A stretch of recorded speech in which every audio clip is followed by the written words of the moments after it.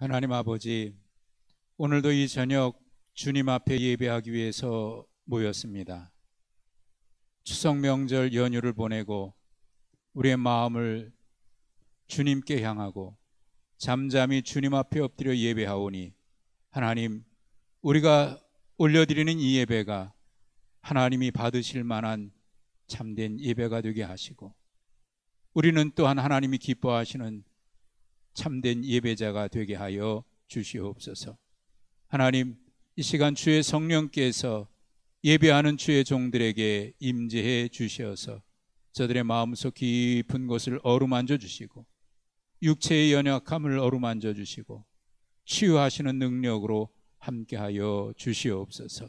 하나님, 원하옵기는 우리의 귀를 열어주셔서 주의 세미한 음성을 들을 수 있게 하시고, 우리의 눈을 열어주셔서 하나님께서 온 천지 행하시는 놀라운 일들을 볼 수 있게 하여 주시옵시고, 하나님, 우리의 마음 심령 깊은 곳에 지혜의 영을 더하여 주셔서 주님의 선하신 뜻이 무엇인지 분별할 수 있는 그런 은총을 덧입혀 주시옵소서.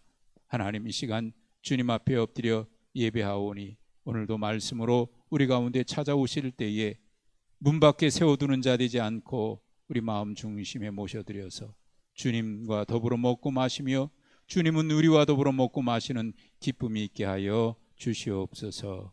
예수님의 이름으로 기도하옵나이다. 아멘.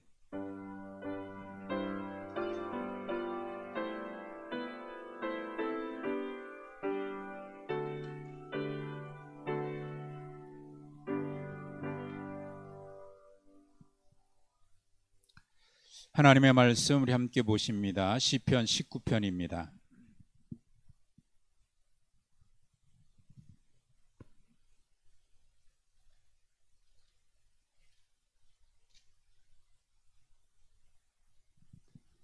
시편 19편 1절부터 14절 전체를 우리 한 절씩 교도하겠습니다. 19편 1절부터 14절. 하늘이 하나님의 영광을 선포하고 궁창이 그의 손으로 하신 일을 나타내는도다. 언어도 없고 말씀도 없으며 들리는 소리도 없으나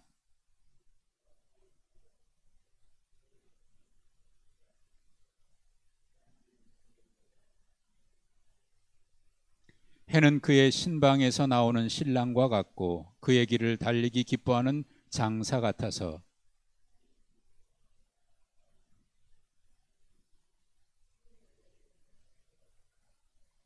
여호와의 율법은 완전하여 영혼을 소성시키며 여호와의 증거는 확실하여 우둔한 자를 지혜롭게 하며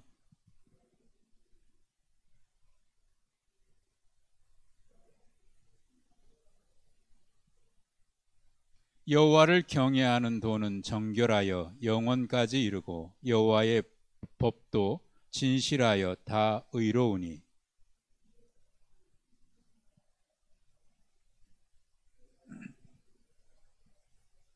또 주의 종이 이것으로 경고를 받고 이것을 지킴으로 상이 크니이다.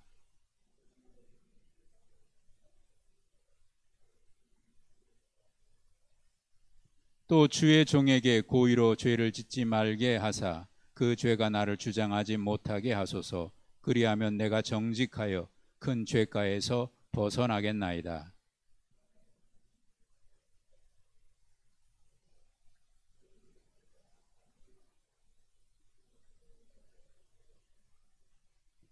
아멘.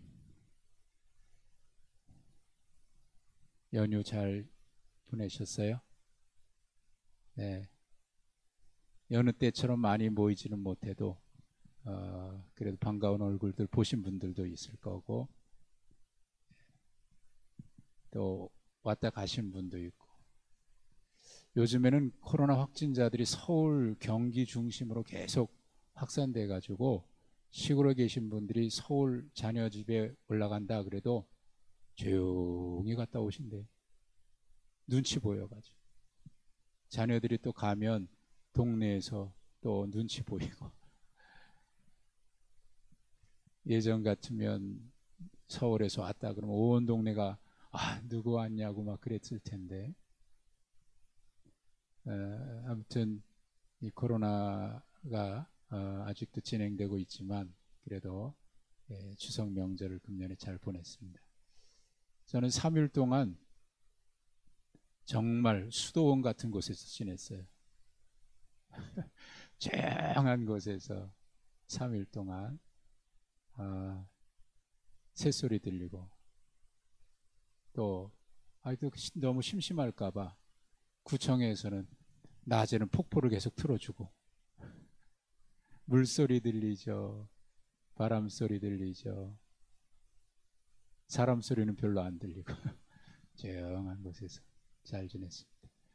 하여튼 반갑고 여러분 사랑합니다. 사랑합니다. 예, 제가 잊어버린 거 하나 있는데, 예,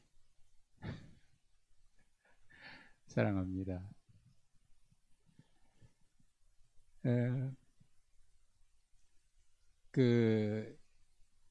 영국의 그 유명한 그 셰익스피어라고 하는 작가가 있잖아요. 그 뒤를 이어서 그 뒤를 이을 만한 유명한 극작가라고 하는 칭찬을 받은 사람인데, 그 아일랜드 출신인데 버나드 쇼라고 하는, 아마 이름 들어보신 분들이 계실 거예요. 그분이 그런 얘기를 해요. 사람이 배우려는 마음이 없으면 경험을 하고도 배우지 못한다. 경험을 했는데 배우지 못한다. 배우려고 하는 마음이 없습니다. 그러니까 마음이 중요하다, 그게. 반대로 이 말을 뒤집으면 그래요.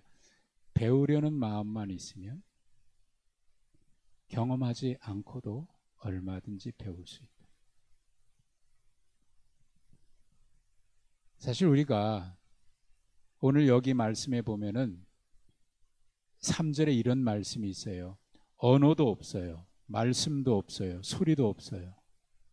언어나 말씀이나 소리나 이런 거는 다 사람들 간에 소통하기 위해서 필요한 거잖아요. 언어, 또 말씀, 소리, 이게 소리가 있어야 또 전달이 돼요. 근데 언어도 없고 말씀도 없고 소리도 없는데 그 소리가 온 땅에 통한대요. 4절에. 그리고 그의 말씀이 세상 끝까지 이른대요. 이게 아주 신비한 표현이죠. 소리도 없어요. 말씀도 없어요. 언어도 없어요. 그런데 세상 끝까지, 세상 끝까지. 그 버나드 쇼의 얘기를 제가 한 이유가 이 얘기를 하려고 하는 겁니다. 사람은 들으려고 하면 그런 들으려고 하는 마음만 있으면 작은 소리에도, 한 가지 소리에도 그것을 듣고 10가지, 100가지를 깨달을 수 있는데, 들으려고 하는 마음이 없다면 아무리 소리를 들어도 마음에 깨달음이 없어요. 천사의 소리를 해도 들으려고 하는 마음이 없으면 천사의 소리는 울리는 꽹과리 소리일 수 있어요. 왜 이렇게 시끄럽냐고. 그 마음이 중요한 거예요. 그렇다고 보면 우리가 듣는 것은 사실 귀로 듣는 것이고, 보는 것은 눈으로 보는 것이고, 또 입맛도 본다 그러는데 입맛도 우리가 입으로 보는 거고 그러는데, 생각해 보면 귀로 듣고 눈으로 보기 전에 마음이 중요한 것 같아요. 마음으로 들으려고 하는 마음만 있으면 얼마든지 듣는데, 들으려고 하는 마음을 딱 닫아버리면 같은 자리에 있어도 남들 다 듣는 거 못 들어요. 아무리 좋은 거를 얘기해도 들으려고 하는 마음이 없으면 듣지 못해요. 그래서 마음이 중요한 거고, 그리고 마음, 심령이 화인 맞으면, 우리의 영이 화인 맞으면 말씀도 들리지 않고 아무 소리도 안 들어요. 그래서 자기 듣고 싶은 이야기는 들어. 근데 그 찬양 가운데 제가 좋아하는 찬양인데 이런 찬양이 있어요. 빛이 없어도 환하게 다가오시는 주 예수 나의 당신이요. 음성이 없어도 똑똑히 들려주시는 주 예수 나의 당신. 당신이 있으므로 내가 있고 당신의 노래가 있으므로 내가 부를 수 있어요. 주여 꽃처럼 향기로운 나의 생활이 아니어도. 그런 찬양이 있잖아요. 뭐 제가 그 찬양 부를 때는 당신이라고 하는 표현이 제 마음에 걸려서, 그 노래는 본래 그렇게 돼 있지만 제 마음에 걸려서 그렇게 안 부르고 주님이 있으므로 이렇게 바꿔서 부르거든요. 주님이 있으므로 내가 있고 주님의 노래가 머물므로 나는 부를 수 있어요. 주여 꽃처럼 향기로운 나의 생활이 아니어도 나는 주님이 좋을 수밖에 없어요. 주 예수 나의 주님이. 예, 음성이 없어도 들리고 빛이 없어도 환하게 다가오시고. 그러니까 그 주님의 음성은 물리적인 소리가 아니고, 주님의 빛은 물리적인 빛이 아니고, 그렇죠? 근데 그 빛이 없으면 세상에 빛이 아무리 있어도 어둡고, 그 소리가 없으면 세상에 많은 소리가 있어도 의미가 없고, 주님의 사랑이 있으면 우리는 어떤 것으로도 만족할 수 없어도 주님 한 분만으로 만족할 수 있는데, 그 사랑이 없으면 세상에 어느 것을 가져도 만족이 안 되고, 주님, 결국 주님. 그 주님이 우리에게 우리가 어떻게 느끼고 어떻게 주님을 만나고 경험할 수 있냐. 어느 신학자가 그런 얘기했어요. 하나님이 쓰신 위대한 책 두 권이 있다. 하나는 그림책인데 온 우주 만물이고, 또 하나는 성경책이다. 멋지지 않아요? 야, 어떻게 표현을 그렇게 할까? 정말 멋진 표현이에요. 하나님이 쓰신 책이 두 권 있는데, 하나는 그림책을 그렸는데 온 우주 만물, 온 우주 만물. 오늘 저는 하나님이 그리신 그림을 보면 여러 번 봤어요. 하늘을 보니까 구름이, 사진도 여러 번 찍었어요. 야, 저거 찍자. 네, 얼마나 아름다운지. 그냥 야, 좋다.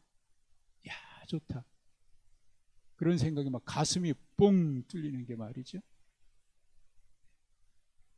그런데 여러분, 오늘 하루 몇 번 보셨어요? 하루. 하늘 몇 번 보셨어요? 권사님, 하늘 보신 적 있어요? 몇 번 보셨어요? 차에서 수시로 보셨어요? 네, 너무 수시로 보면 좋은 것도 잘 몰라요. 하루에 하늘을 5번 보는 사람을 행복하다고 그런다는데, 거기 보면서 저는 하나님께서 정말 이것을 만드셨구나, 하나님의 임재를 느꼈어요. 보면서 여기 이 시인이 1절에 하늘을 보면서 뭐라고 얘기하냐면, 하늘이 하나님의 영광을 선포한대요. 또 궁창을 보면서 뭐라고 얘기했냐면, 하나님이 하신 일을 나타낸대요. 또 날은 날에게 전하고 밤은 밤에게 지식을 전하고. 그래서 하루하루 지날수록 어제 낮이 오늘 낮에게 뭔가 지식을 전해요. 무슨 지식? 하나님이 존재하고 계시고 하나님이 태초에 천지를 창조하셨다는 사실을 날과 날을 통해서 전해져서 우리가 지금 그것을 보고 있고, 또 밤은 밤을 통해서 그 다음날 밤 계속 전해주시면서 무엇을 전하냐면 하나님의 성실하심, 하나님의 진실하심, 하나님의 인자하심을 전해주고, 그래서 우리가 그 하나님의 그 사랑을 우리가 또 경험하고 있고, 이것이 소리로 전해지는 게 아닌데 온 땅에 세상 끝까지 그렇게 전해졌다는 거예요. 자, 그럼 여러분, 이 시인이 지금 무엇을 보고 있을 것 같다는 생각이 듭니까? 이 시인은 지금 하늘을 보고 있는 것 같아요. 하늘을 보고 있는 것 같고, 그러니까 어디 가서 하늘을 보면 갑자기 주 하나님 지으신 모든 세계, 이거 막 누가 시키지도 않았는데 나올 때가 있잖아요. 네? 그 찬양이 나와요. 산에 가도 그렇고 강에 가도 그렇고 어디 가도. 그때는 다 가수 같고 다 성악가 같고, 예, 하나님이 쓰신 그림책을 지금 보고 있는 거예요. 이 시인은 하나님이 쓰신 그림책. 그러니까 우리가 마음을 열고 온 우주를 보면 하나님이 천지를 창조하셨다는 사실을 인정하지 않을 사람이 없을 거예요. 이것을 보고 어떻게, 야, 정말 하나님이 천지를 창조하신 분이 계시는구나, 그 사실을 어떻게 인정하지 않을 수 있을까요? 계절마다 꽃이 다르고, 예, 오늘 저하고 가깝게 지내는 목사님이 사진을 여러 장 보냈어요. 꽃을 찍은 거. 이거 어디가 이렇게 꽃이 많지? 막 가을 꽃이 피었다고 어디 저기 화담숲에 가가지고 거기서 사진을 찍어가지고 보낸 거예요. 그 꽃이 막 많이 폈더라고요. 야, 봄인가 했더니 가을 꽃이. 신비롭지 않아요? 신비로워요. 아니, 우리 자신을 봐도 너무너무 신비로워요. 인간의 신체를 가만히 생각해 보면 놀라운 거예요. 우리의 구조, 우리의 몸이 어떻고, 음식을 먹고 하는 거, 이런 거 가만히 보면, 애들 자라는 거 가만히 보면 이게 너무너무 신비로운 거예요. 이야, 이게 하나님이 정말 계시는 거예요. 하나님이 계시는 걸 다 알아요. 세상을 보면서 하나님을 볼 수 없는 사람은 참 안타까운 거예요. 이 세상의 조화를 보면서. 그것을 보는 사람들이 시인인 거예요. 제가 그 철학자 이름이 생각이 안 납니다만은 유명한 분이 아니어서 제가,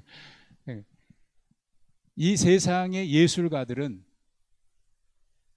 하나님이 창조하신 모든 세계를 훔쳐서 자기 것으로 표현하는 사람들이다, 이렇게 얘기한 사람이 있어요. 그렇다고 뭐 도둑질했다는 얘기가 아닌데 그걸 그렇게 표현한 거예요.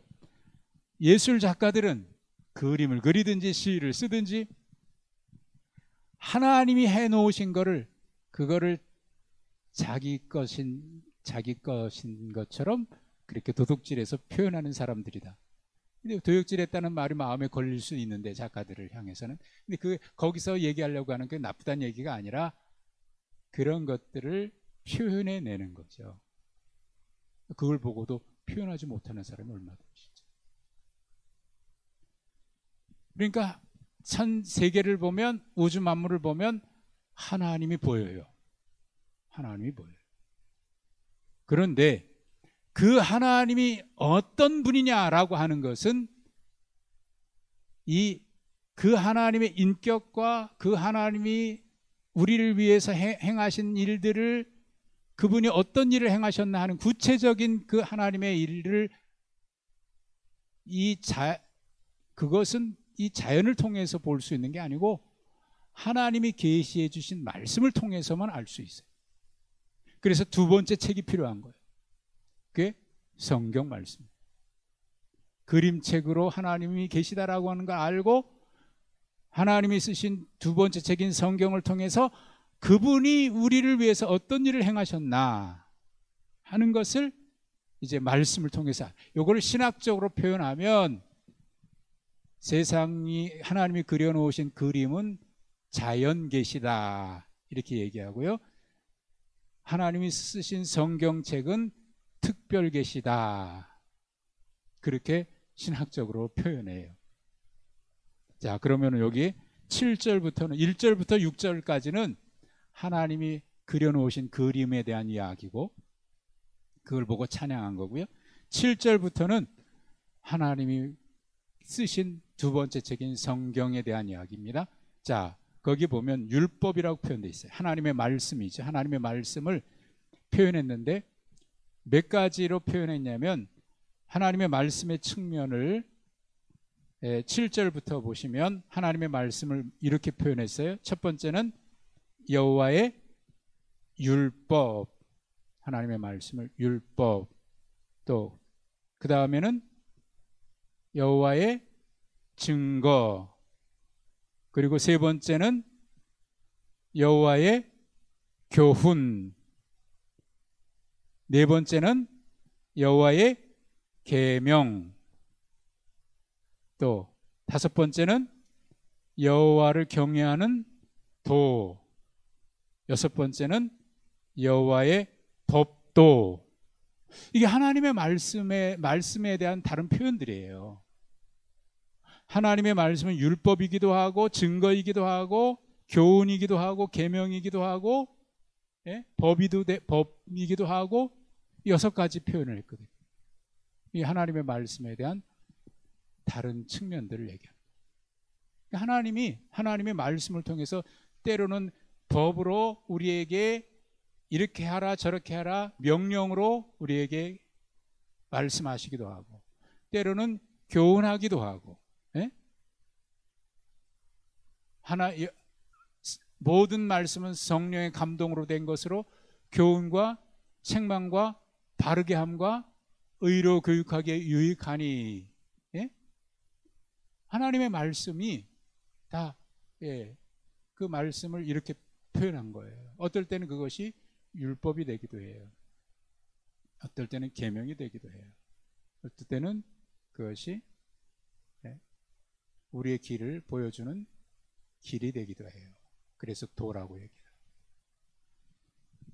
그럼 이 말씀의 6가지 측면을 얘기했는데 그 말씀의 특징이 있어요. 6가지로 표현했고 6가지 특징이 있는데 첫 번째는 여호와의 율법은 완전합니다. 하나님의 말씀은 완전한 말씀이에요. 그래서 우리의 구원을 위해서 우리가 살아가야 될 모든 삶에 있어서 완전하게 우리를 가르쳐 주시죠. 완전해요. 그리고 또 여호와의 증거는 또 다른 특징, 확실합니다. 확실해요. 그리고 정직해요. 또 순결해요.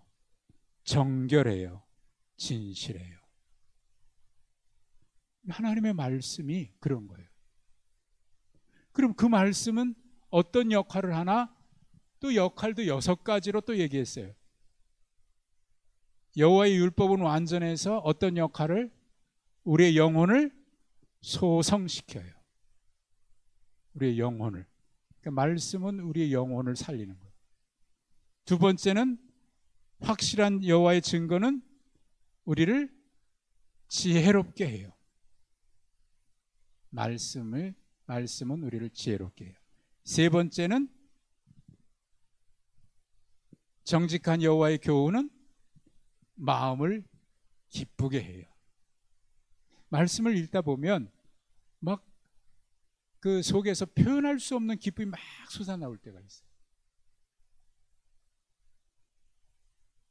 매일매일 새벽마다 묵상하는 말씀을 통해서 막 속에서 그 알 수 없는 기쁨. 이거는 그냥 웃는 거하고 다른 거예요. 기쁨. 알 수 없는 기쁨.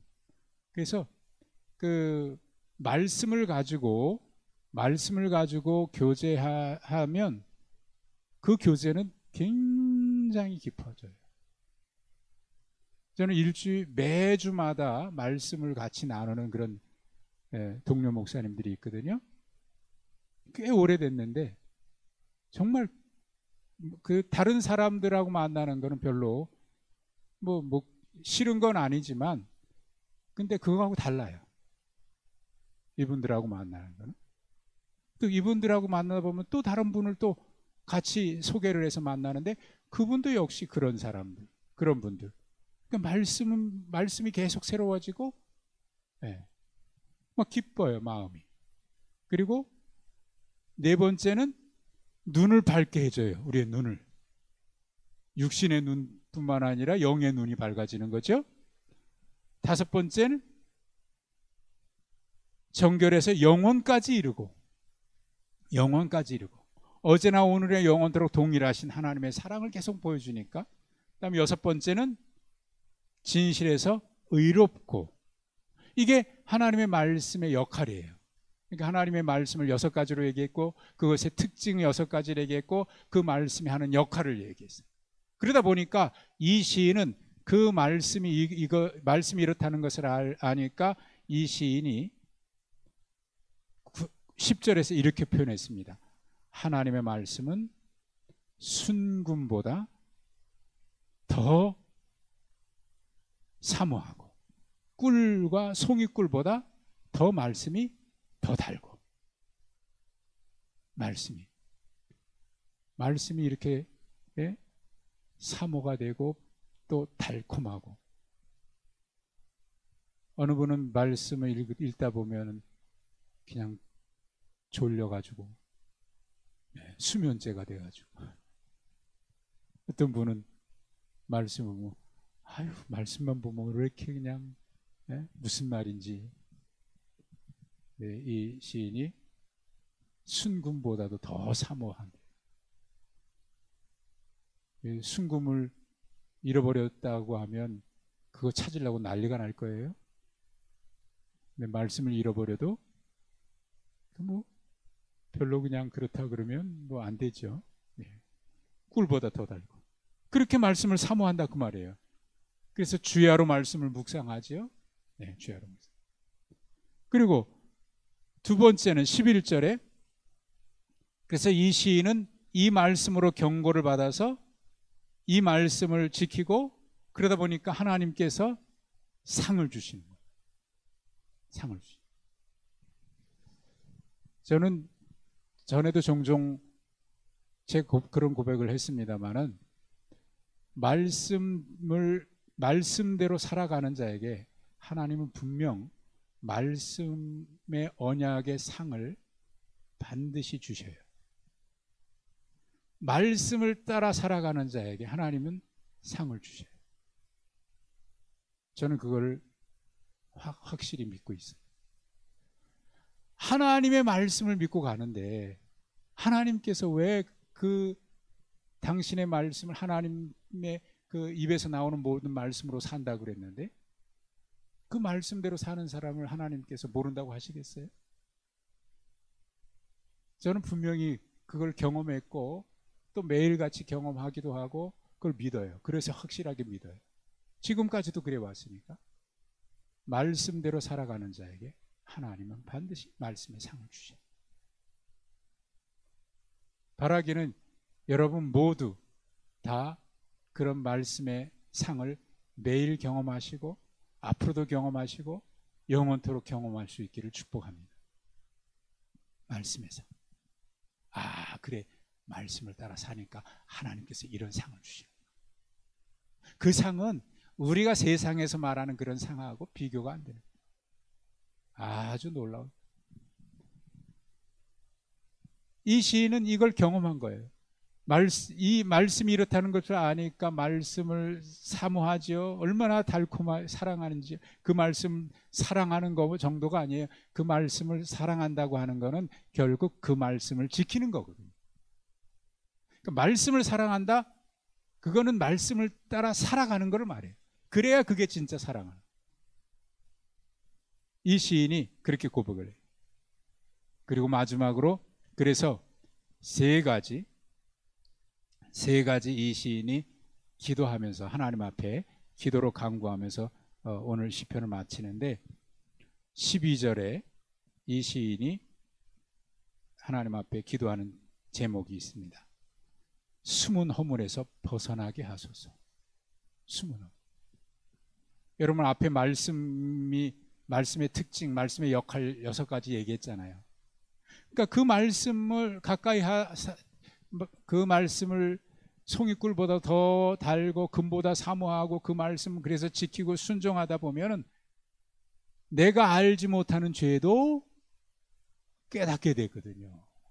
그래서 숨은 죄에서 벗어나게 하소서. 숨은 죄. 사실 우리가 회개한다고 하지만 저는 그런 생각을 좀 했었어요. 중학교 때, 고등학교 때 뭐 수련회 가고 부흥회 하고 그러면 회개 기도를 그렇게 많이 시켰거든요. 막 눈물 콧물 흘리면서 회개했어요. 근데 회개를 그렇게 하고 그래도 또 회개하라고, 또 회개하라고. 그런데 그렇게 회개를 많이 했는데 제 마음속에 이런 생각이 어느 날 갑자기 퍽 드는 거예요. 그건 무슨 생각이냐면 혹시 이렇게 회개를 많이 했는데 내가 생각이 안 나서 죄를 지었는데 생각이 안 나서 회개 못한 거는 어떻게 되지?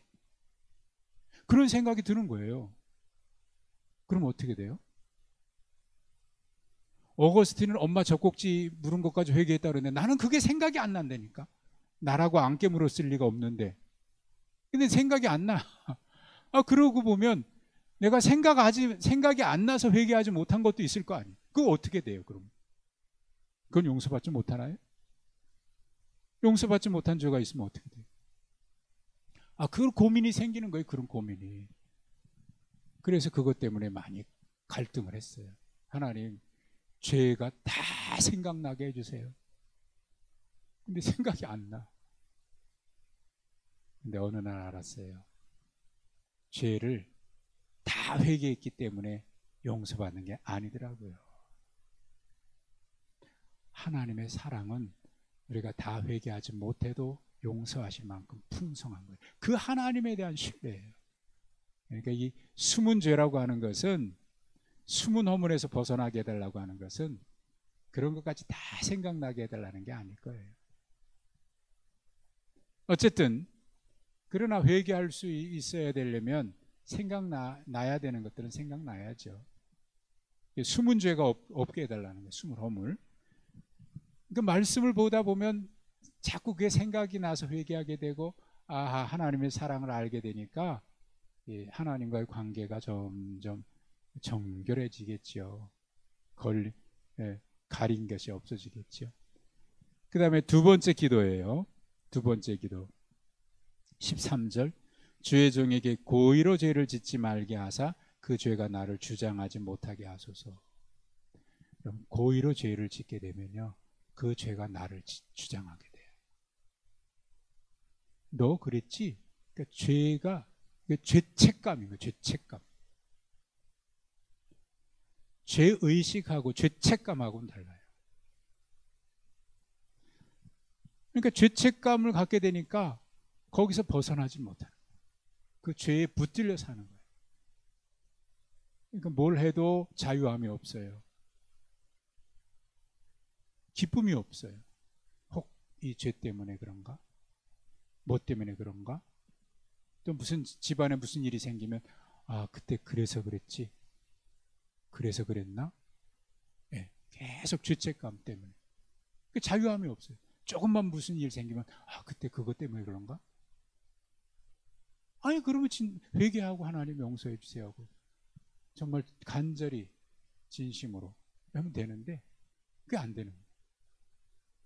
그러니까 죄가 자기를 자꾸 주장하게, 죄의 노예가 되는 거예요. 죄의 종이.